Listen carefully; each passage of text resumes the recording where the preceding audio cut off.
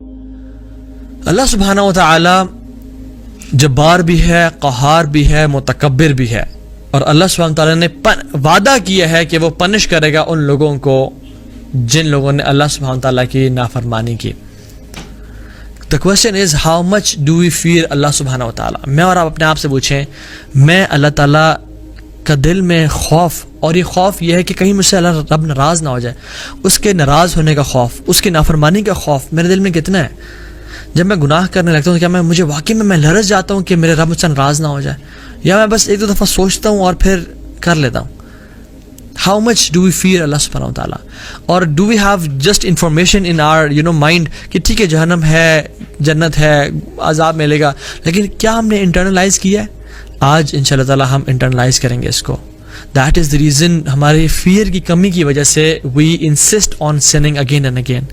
We publicize our sins unfortunately.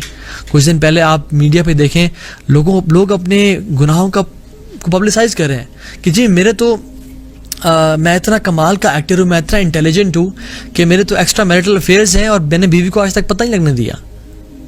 والعیاذ باللہ، شادی شدہ شخص کا کیا باہر چکر چلانا، ایکسٹرا میرٹل افیئرز ہونا، اس پہ تو سزا کیا ہے؟ اور اگر وہ شادی شدہ ہونے کے بعد زنا کرتا ہے، اللہ معاف کرے، تو اس کی جو سزا ہے وہ رجم ہے، اس کو پتھر مار کے مار دیا جائے گا.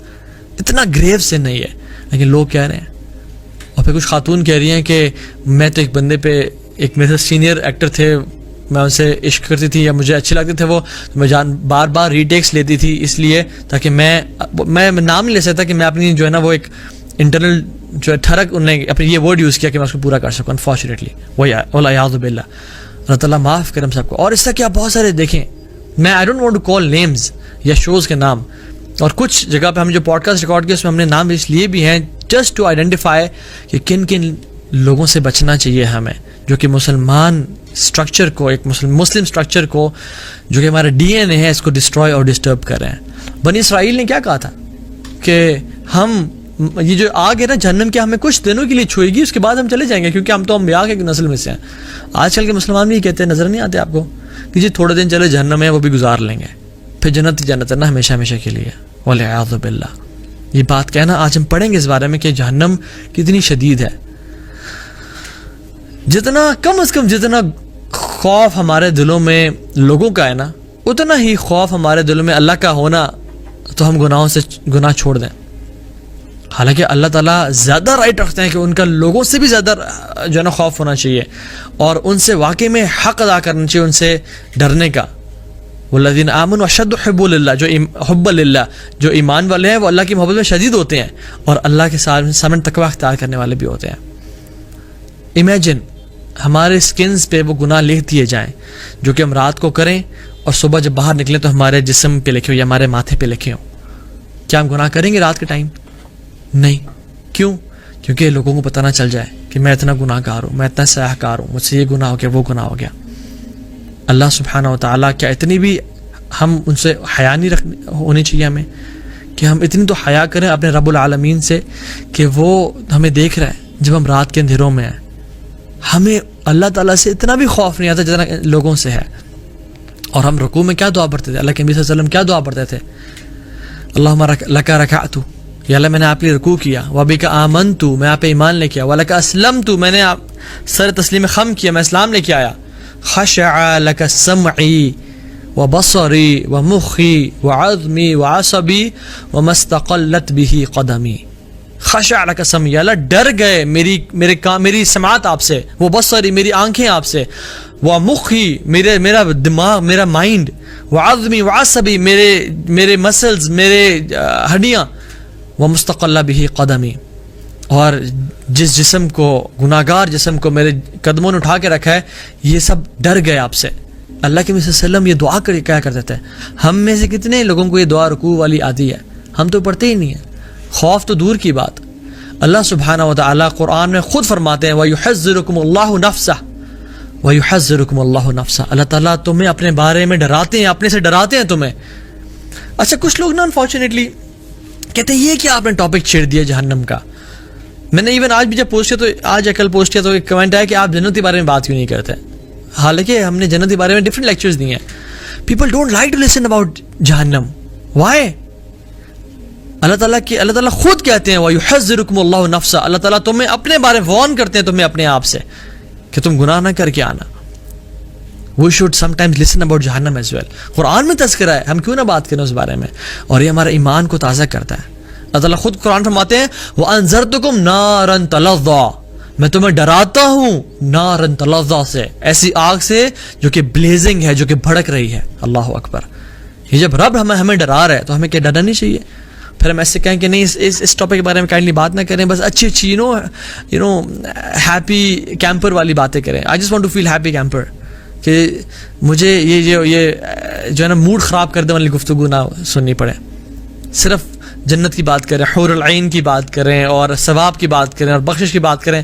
یہ عذاب اور گناہوں کی بات نہ. انفارچونیٹلی یہ اپولوجیٹک ایٹیٹیوڈ ہوتا جا رہا ہے مسلمانوں کا. رسول اللہ صلی اللہ علیہ وسلم کے دور میں ایک صحابی رسول تھے، نوجوان شخص تھے، کچھ عرصے سے نظر نہیں آ رہے تھے مدینہ میں. جب پوچھا گیا کہ ڈھونڈو کدھر ہیں، تو ڈھونڈتے صحابہ نے ان کو اپنے گھر میں قید ہوا پایا. اور جب اللہ کے نبی صلی اللہ علیہ وسلم ان کے پاس گئے تو وہ اٹھے اور فوراً سے رسول اللہ صلی اللہ علیہ وسلم کو گلے لگا لیا اور رونے شروع ہو گئے. اور روتے روتے ہی پاسڈ اوے، روتے روتے ہی پاسڈ اوے. اور اللہ کے نبی صلی اللہ علیہ وسلم نے صحابہ کو بولا کہ اے میرے صحابہ، اپنے اس بھائی کا کفن و دفن کا، جنازے کا بندوبست کرو. اور پھر کیا فرمایا؟ اللہ اکبر. یہ ہمارے لیے نصیحت ہے کہ آخرت اور جہنم کے خوف کی وجہ سے اس کا جو لیور ہے وہ 2 حصوں میں ہو گیا ہے. خوف کی وجہ سے اس کا لیور 2 حصوں میں چر گیا ہے. یہ صحابی رسول ہیں جنہوں نے اپنی آنکھوں سے اللہ کے نبی کے بلیسڈ چہرے کو دیکھا، جن کے بارے میں اللہ تعالیٰ سچے ہونے کا، جن کے ایمان کے اللہ تعالیٰ وعدے کر رہے ہیں، جن کے بارے میں فرماتے ہیں ان کے ہم نے تقوی کو ٹٹول لیا، یہ سچے لوگ ہیں. جن کے بارے میں فرماتے ہیں فَإِنْ آمَنُوا بِمِثْلِ مَا آمَنْتُ بِهِ فَقَدْ اهْتَدَوْا، اگر تم ان جیسا ایمان نہیں لاؤ گے تب تک تم کامیاب نہیں ہوگے. ان لوگوں کے بارے ان کو بھی اتنا خوف تھا، تو ہم کون ہیں اس 21st سینچری میں جو 24 گھنٹے ہمارے ہاتھ میں سوشل میڈیا ہے اور ہم گناہوں کی زندگی گزار رہے ہیں؟ ہمیں کیا نہیں ڈرنا چاہیے؟ مجھے یہ بتائیں کہ میں اور آپ کب ہم لاسٹ ٹائم جہنم کا سوچ کے، اللہ تعالیٰ کے عذاب کا سوچ کے ہمارے آنکھوں سے آنسو بہے تھے؟ ہم کب اکیلے پریویسی میں روئے تھے اپنے گناہوں کو یاد کر کے؟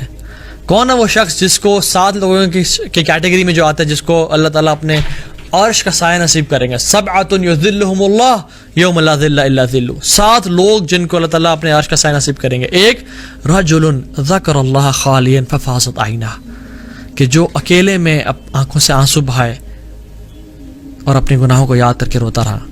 ہم نے کب جہنم کو یاد کر کے، آگ کو یاد کر کے، قبر کے عذاب کو اور اپنے گناہوں کی کثرت کو یاد کر کے روئے ہیں؟